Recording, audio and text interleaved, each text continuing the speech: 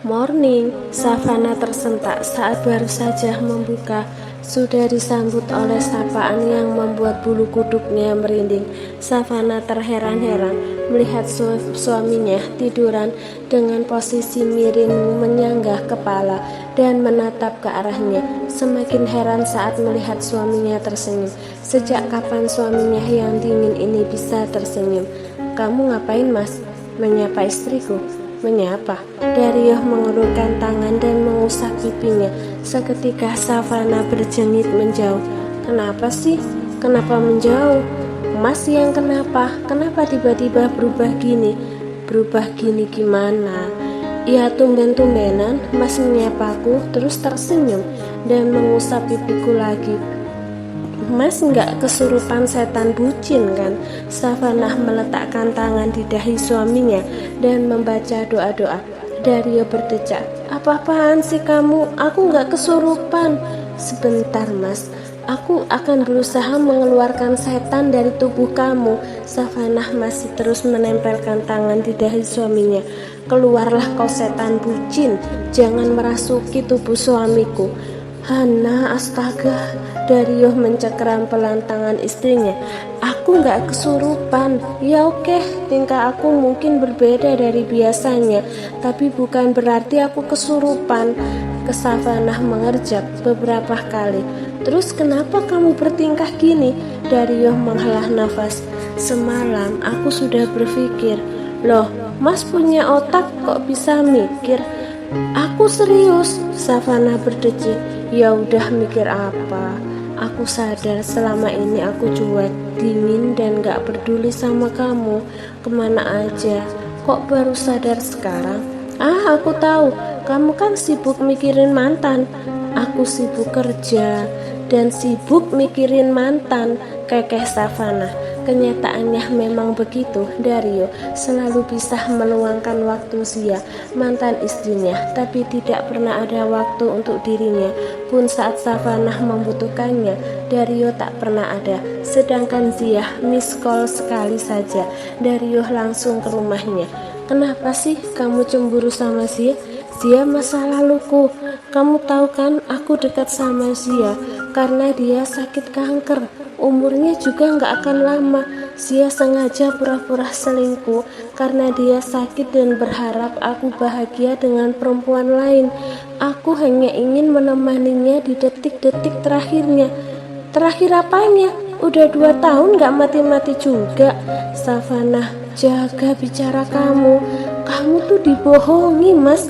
Zia beneran selingkuh, tapi karena selingkuhannya gak sekaya kamu, dia membuat skenario seolah-olah dia sakit untuk mencari perhatian kamu.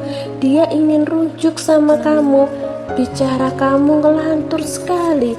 Zia beneran sakit. Ada surat resmi dari dokter.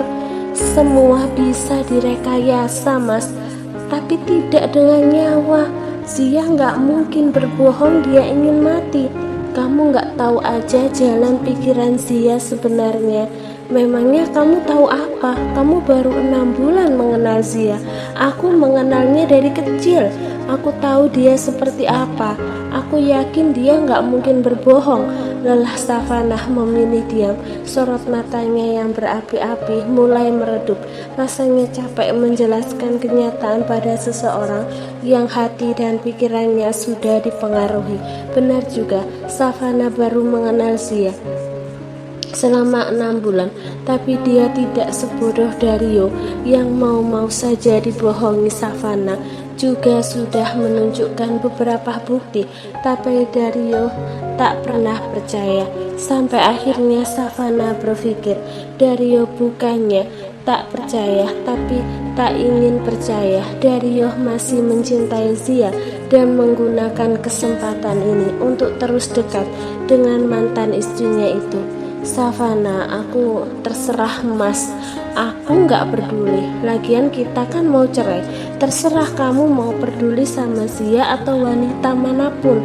Savana duduk ingin turun dari ranjang, tapi Dario menarik tangannya hingga dia tertidur lagi di ranjang. Dengan posisi masuk ke dalam pelukannya, Dario menimpakan kaki di kaki istrinya agar tak kabur. Tangan kirinya sebagai bantal Savana, sedangkan tangan kanannya melingkar di pinggangnya. Mas, apa-apaan kamu? Aku sesat.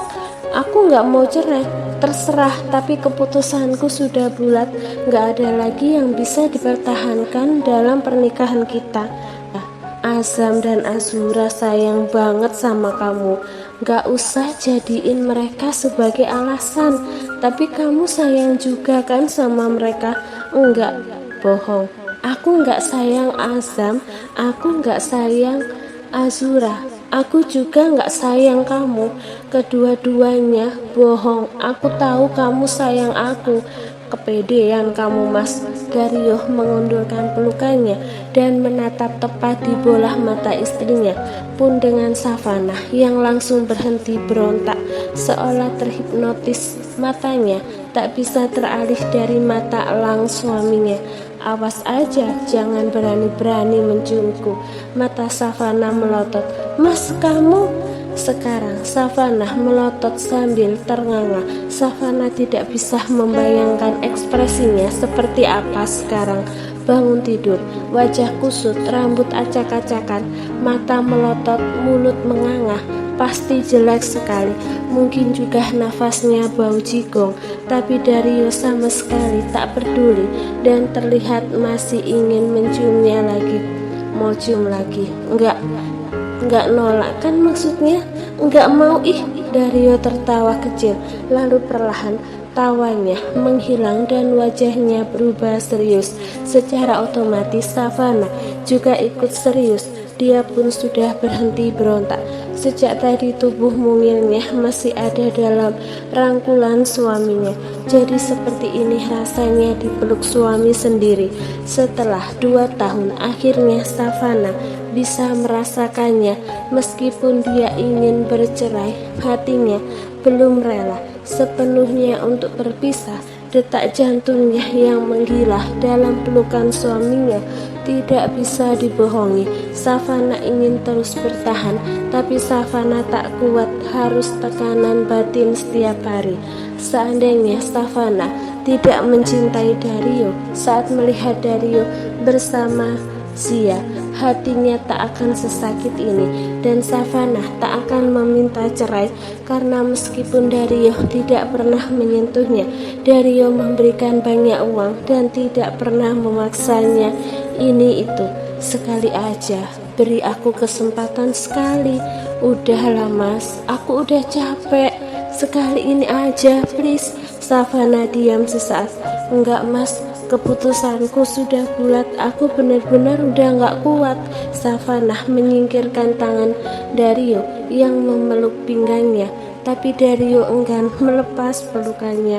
Mas, aku mau ke kamar mandi. Sebentar, aku udah kebelet ini, mau aku pipis di kasur. Dario langsung melepas pelukannya. Udah aku tahan-tahan dari tadi. Savana melengos dan segera masuk ke dalam kamar mandi. Seperti biasa, setelah bangun, Savana langsung menyiapkan sarapan. Bagaimanapun sekarang, Savana masih menjadi istri Dario. Savana harus tetap melakukan kewajibannya sebagai seorang istri dan ibu. Namun begitu dia sampai di dapur, darahnya langsung mendidih melihat Zia sedang memasak. Nggak punya rumah ya, pagi-pagi udah di rumah orang. Sini Savana, ini rumahku, ucap Zia dengan penuh percaya diri. Jangan lupa Savana, sebelum kamu tinggal di sini, aku sudah 5 tahun tinggal di sini, dan sekarang aku kembali. Sudah saatnya kamu pergi, dan kamu jangan lupa, aku yang menemani Dario dari bawah. Dia sukses juga karena aku. Kamu gak ada apa-apanya. Kamu gak akan mampu bersaing denganku. Lebih baik cerai saja dengan Mas Dario. Oke? Zia mengernyitkan alis. Oke? Kenapa? Kaget ya? Aku gak marah atau nyindir-nyindir kamu.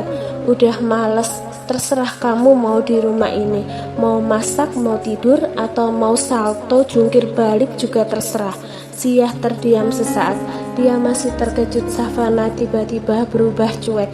Biasanya saat Siah datang ke rumah, ada saja tingkah Savana untuk mengusirnya. Savana pernah menumpahkan makanan ke bajunya, pernah menyindirnya dengan kata-kata pedas, bahkan pernah menjambaknya. Tapi sekarang Savana hanya cuek. Nggak usah kaget gitu, biasa aja mukanya. Savana mengambil apel dan menggigitnya. Apa yang sedang kamu rencanakan? Kamu pasti merencanakan sesuatu kan? Savana tertawa. Sini deh sini, aku kasih tahu rencanaku. Aku berencana mau bunuh kamu. Jijik aja lihat pelakor. Pelakor tuh sampah dan pantas disingkirkan. Tapi nggak jadi, toh kamu juga lagi sakit. Bentar lagi juga mati kan? Jaga bicara kamu, aku nggak akan mati. Tidak secepat ini, penyakitku pasti segera sembuh.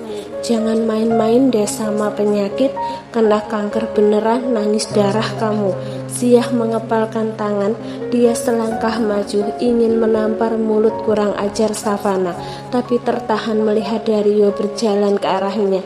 Kenapa sih? Kenapa kamu jahat banget sama aku, Savana? Kamu bahkan mendoakan aku cepat mati. Aku di sini berjuang mati-matian untuk kesembuhanku, tapi kamu justru... Siah, kenapa? Mas Dario. Siah memeluk Dario dengan air mata berderai. Aku nggak tahu apa salahku sama istri kamu. Berulang kali aku bilang, aku nggak ada niat jadi pelakor. Aku hanya ingin menghabiskan sisa waktu aku bersama Azura dan Azam. Tapi Savana terus menuduhku pelakor. Dia bahkan menyumpahiku cepat mati. Dario menatap tajam Savana. Sementara Savana memutar bola mata malas sambil terus menggigit apelnya dengan santai. Dulu Savana akan menjelaskan ini itu, tapi sekarang Savana bodoh amat. Mau Dario marah, membentaknya atau apapun itu, Savana tidak peduli. Siah yang kenceng dong nangisnya. Akting kamu kurang bagus deh. Belajar lagi sana. Savana cukup, bentak Dario. Savana selalu seperti itu, Mas. Padahal aku ingin berteman dengannya. Aku tulus dan gak ada niat merebut kamu. Aku sudah melupakan masa lalu kita dan menganggap kamu sebagai abangku. Iya, aku percaya. Dario mengusap rambut Siah dengan lembut. Udah, jangan nangis ya. Savana mengembuskan nafas kasar. Serah deh, aku mau ke kamar. Heaven ya, Savana tersenyum, berbalik badan, dan seketika itu matanya menetes. Sekuat apapun dia melihat suaminya membela perempuan lain di depannya, hatinya tak akan sanggup. Savana tidak sekuat itu. Savana bisa menahan luka fisik, tapi jika hatinya yang sudah tersakiti, Savana tidak akan bisa menahan air matanya.